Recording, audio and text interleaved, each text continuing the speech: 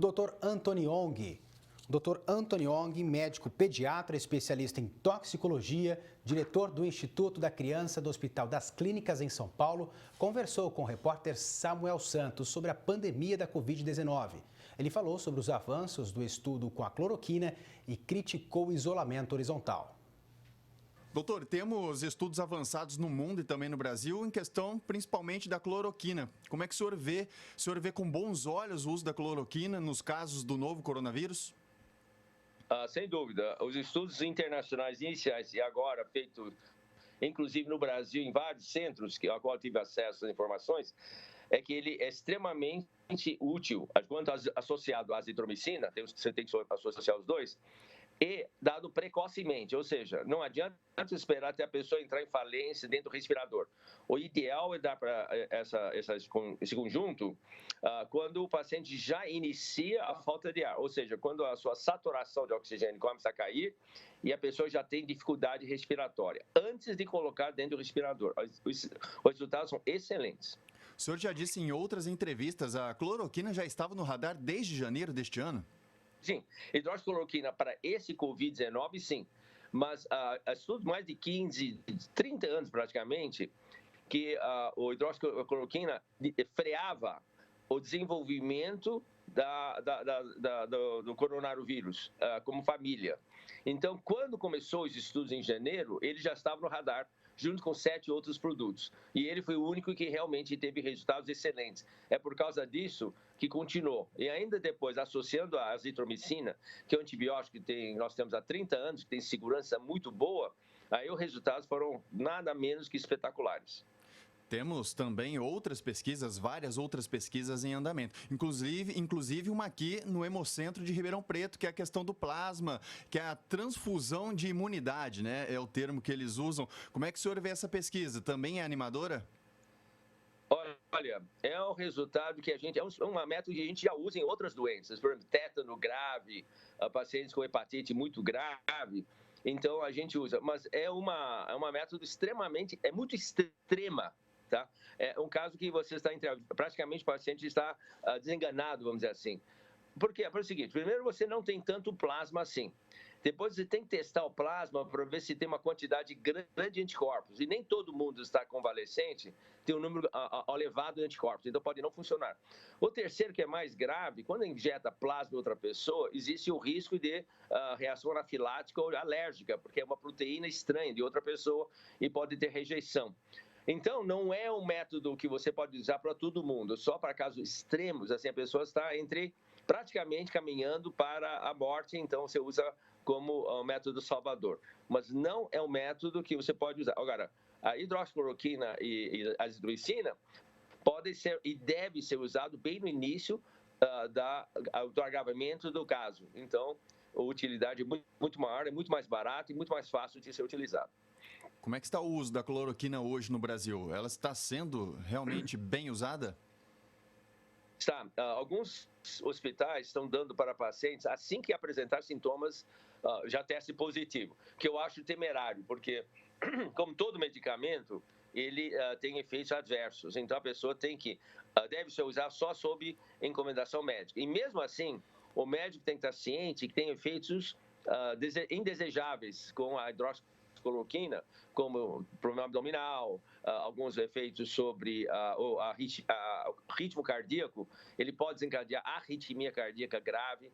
Algumas pessoas podem ter uma reação alérgica muito forte e, mais importante, pessoas de cor podem ter uma anemia aguda, o que é raro, mas pode acontecer. Então, só deve ser usado sob prescrição médica e, mesmo assim, o médico tem que fazer alguns testes para saber se ele pode tolerar esse medicamento. Mas são poucas as reações, então ele é um remédio que dá para ser usado muito mais amplamente do que os outros medicamentos que ainda estão entrando no radar. É importante reforçar, né, doutor? A cloroquina não é um remédio para se comprar na farmácia hoje e ter em casa, né? Absolutamente. Aliás, muito pelo contrário. É importante as pessoas lembrarem, parar com esse pânico, esse medo de que eu tive contato e eu vou ter. Não. Muitos estudos mostram que mais de 99% das pessoas que tiveram contato com o coronavírus, ou Covid-19, sequer apresentaram sintomas, ou sintomas foram tão leves que pareciam um resfriado, um mal-estar de 1 ou 2 dias, máximo 3 dias. e não dá importância. Só depois, fazendo uma retrospectiva, ver. Então, essas pessoas não devem tomar hidroxicloroquina, que não precisam. E você está roubando do estoque que é necessário para os hospitais para tratar doentes mais graves. Então, é bobagem e é realmente é meio egoísta você comprar remédio e estocar em casa quando provavelmente você não vai usar. Em relação à Covid-19, há outro medicamento hoje com o mesmo potencial da cloroquina sendo estudado? Tem há um medicamento chamado Favipiravir, aliás, que é um remédio japonês de 2014 ou 2016, alguma coisa assim, e já mostrou muito bons efeitos em estudo de larga escala na China, mais de 100 pacientes, e tem pouquíssimos efeitos adversos. Mas esse remédio é diferente, ele precisa passar por toda uma pesquisa e avaliação pela Anvisa antes de ser liberado. Mas a China já está fabricando bilhões de comprimidos para a sua população. O que acontece é que, como é um medicamento relativamente novo, sem registro no Brasil, ele tem que passar por uma série de testes. Mesmo que seja por 2, 3 meses, mas tem que passar. Porque pode não servir para a raça, né? Para o tipo de raça que está no Brasil, que é caucasiana, comparado com o oriental, que é na Ásia. Mas ele é um remédio extremamente promissor e assim que chegar a testes largos, ele vai ser tão bom quanto a hidroxicloroquina. Só que muito mais caro. Então, pelo custo-benefício, a hidroxicloroquina ainda continua em primeiro lugar. Agora, doutor, sobre o isolamento social, qual é a visão do senhor sobre a quarentena que estamos vivendo? Olha, quarentena, eu sempre falo, quarentena é para quem está doente e não para quem não está doente. A quarentena é para aquele ladrão que ameaça a sociedade, você tem que colocar dentro de um isolamento por 30 dias. Quarentena não serve para pessoas de bem ou que estão sadios. O sistema, nós estamos vendo, eu pesquiso isso desde janeiro. O quarentena, o isolamento, o lockdown, como se diz assim, melhor que quarentena, é o que sacrifica todo mundo. Os resultados não são adequados. Eu estou aqui com uma tabela bem na minha frente agora, mostrando que países que fizeram lockdown, países que não fizeram lockdown, a diferença era que os resultados são melhores para quem não fez lockdown. Veja, Japão, Coreia, Alemanha e Suécia. E Holanda, comparar com seus vizinhos. Então, mas o fator mais importante na diminuição da incidência é realmente temperatura. Todo lugar que está com temperatura média acima de 20 graus teve casos muito, muito leves. Todos os países que estão tendo casos gravíssimos estão abaixo de 15 graus. Mais uma coisa, se lockdown funcionasse, a Espanha e a Itália não teriam os casos ainda assim, chocantes como nós temos até hoje. Está diminuindo, sim, mas mesmo assim, cada dia ele tem um número total de casos muito maior do que outros países que não fizeram lockdown. Então, o lockdown não é lockdown que está funcionando na Itália e na Espanha. Gente, espera um pouquinho. Não é o lockdown, porque se fosse 2 semanas atrás já teria diminuído. O que está diminuindo na Itália, na Espanha, é que o número de pessoas já infectadas com ou sem doença está subindo tanto que já não tem mais hospedeiros, número suficiente para pegar a doença. Ele está no topo do pico. Quando chegar ao topo do pico, significa que 50% da população já foi contaminada ou exposta. E agora só vai descer. É aquela história. Quanto aos 50%, tem a pessoa contaminada tem 2 pessoas na sua frente. Um com anticorpos, outro sem anticorpos. Ele só vai pegar quem não tem anticorpos. Tá certo? Então, 1 para 1. Agora, conforme vai aumentando o número de pessoas com anticorpos, o número de pessoas vai cair. É isso que aconteceu na Itália. Não foi por lockdown. Eu quero que as pessoas pensem. Então, no Brasil, nós temos uma temperatura acima de 20 graus até junho. Toda doença infecciosa, ele tem uma curva de subida e uma curva de descida.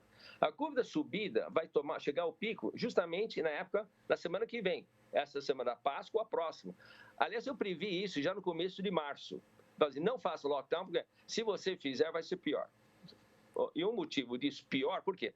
Porque se eu fizer um lockdown, eu estou impedindo que pessoas sadias tenham contato com um vírus que, na maioria das pessoas, como eu falei, 98% das pessoas vão ter um resfriado muito leve ou até nenhum sintoma. Se eu fizer esse quarentena, vou ter maior número de pessoas sem anticorpos e quando acontecer o frio, vou empurrar isso para julho. Aliás, vou mostrar isso no programa hoje na TV, exatamente essa previsão. Se vier para julho, vai ser um desastre no Brasil. Então, nós temos que terminar e deixar a curva ocorrer naturalmente. Isso acontece com todas as doenças infecciosas. Para o senhor, então, o ideal seria o isolamento vertical. Como fazer isso com segurança?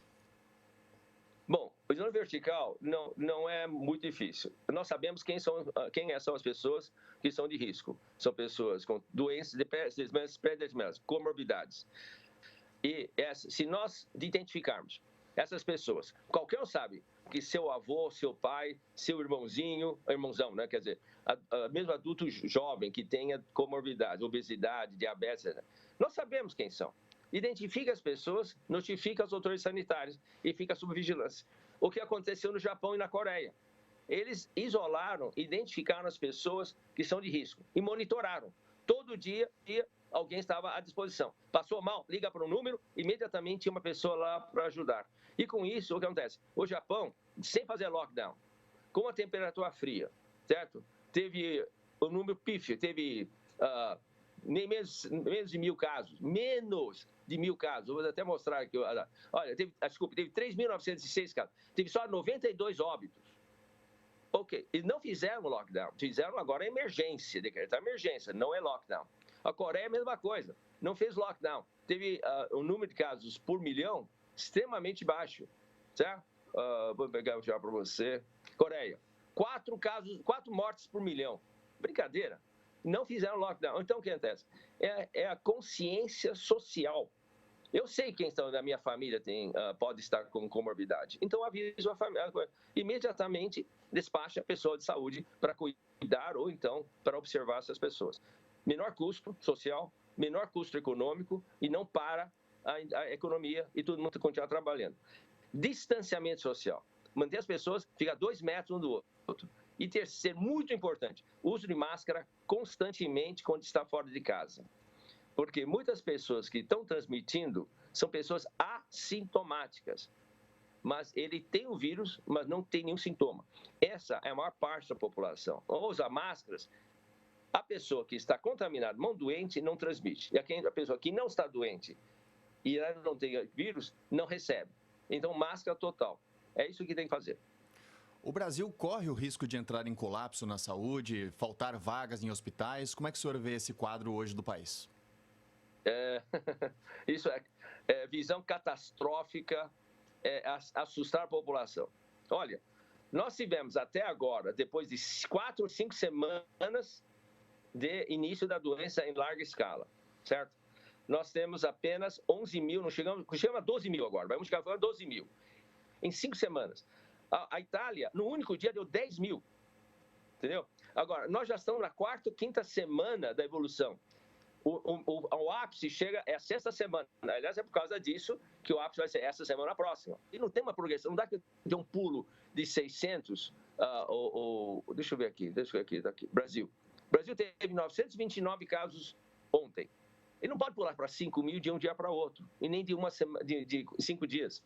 Ele não foi forma assim. Ele não faz um pulo, ele tem que fazer suave. Então, se nós temos 12 mil casos agora, até a semana que vem vão ter o quê? 15 mil, 16 mil, vamos sei que seja 20 mil casos. 20 mil casos. Aí começa a descer. E aí vai ser quase a mesma. Então, 20 mil casos, até o fim da pandemia, vamos ter o quê? 35, 40 mil casos. Isso aqui deu só um dia nos Estados Unidos. Em um dia, ontem, deu 30.331 casos. Entendeu? É porque o clima é bom. Se a gente fizer quarentena, nós vamos deixar muitas pessoas suscetíveis a serem expostas em julho e agosto. 2 tragédias. A recrudescência do Covid-19, junto com a entrada da influenza A e B, que deve chegar agora em maio, máximo junho. Ok, doutor. Muito obrigado pela sua participação.